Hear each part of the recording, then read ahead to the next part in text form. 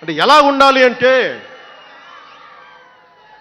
విదేశాలకి వెళ్ళాల్సిన అవసరం రాకూడదు. ఇంక మన దేశానికి మనం వీసాలు డినైల్ చేసేంత స్థాయి భారతదేశంలో ఉండాలి అంటే దేశాన్ని సమాజాన్ని నడిపే నాయకులు మీలో నుంచే పుట్టాలి. నేను చేస్తాను దానికి ప్రోగ్రామ్స్.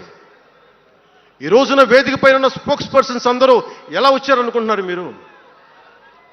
హరిప్రసాద్ గారికే చెప్పాను నేను, సార్ ఎలా చేయమంటారు సార్ మమ్మల్ని అని అడిగితే, మీరు వెళ్ళి జనంలోకి వెళ్ళండి, ఎవరైతే మాట్లాడగలరో వాళ్ళు పిలవండి అంటే అలా పిలిస్తేనే ఇక్కడున్న స్పోక్స్ పర్సన్స్ అందరూ కూడా జనం మధ్యలోంచి పికప్ చేసిన వాళ్ళు అలా తయారు చేశాం. పార్టీ నిర్మాణాన్ని అలా చేశాం.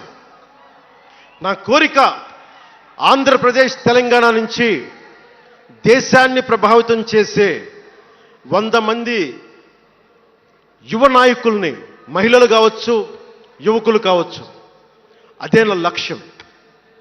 దానికోసం పనిచేద్దాం మనందరం. ఎందుకంటే సరైన నాయకులు లేకపోతే చిల్లర వేషాలు వేసేవాళ్ళు, పనికి మాలిన వేషాలు వేసేవాళ్ళు చూశాం కదా గత ప్రభుత్వంలో ఎలా ప్రవర్తించారు. వాళ్ళు వచ్చారు అంటే బలహీనత మనది, తప్పు మనది.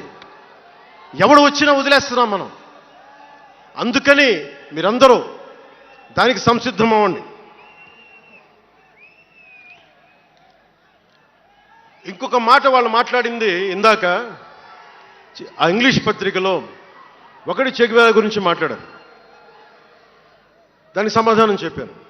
ఇంకోటి ఏమంటారంటే Pawan Kalyan has suddenly become a Hindu defender, a Sanatani defender అని. Do have to become a defender for Sanatana Dharma? It is with in my blood. I don't have to prove it. ఈరోజు today maybe you might be seeing it today. Always I had it in my blood. నేను 21 yearsలో కూడా 14 ఏళ్ల వయసు నుంచి right from the age of 14 I was doing దీక్ష. 14 సంవత్సరాల నుంచి ఎప్పుడు అయ్యప్ప దీక్ష చేసేవాడిని. మొన్నే మా అన్నయ్య, మా నాగబాబు, మా అమ్మ, నేను ఒక ఫోటో చూపించారు ఎవరో.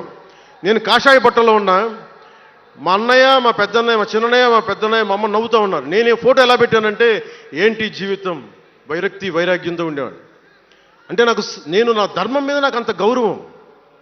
సో నాకు మీరెవరూ కొత్తగా సర్టిఫికేట్లు ఇవ్వాల్సిన అవసరం లేదు, నేను మీకు ప్రూవ్ చేసుకోవాల్సిన అవసరం అంతకంటే లేదు.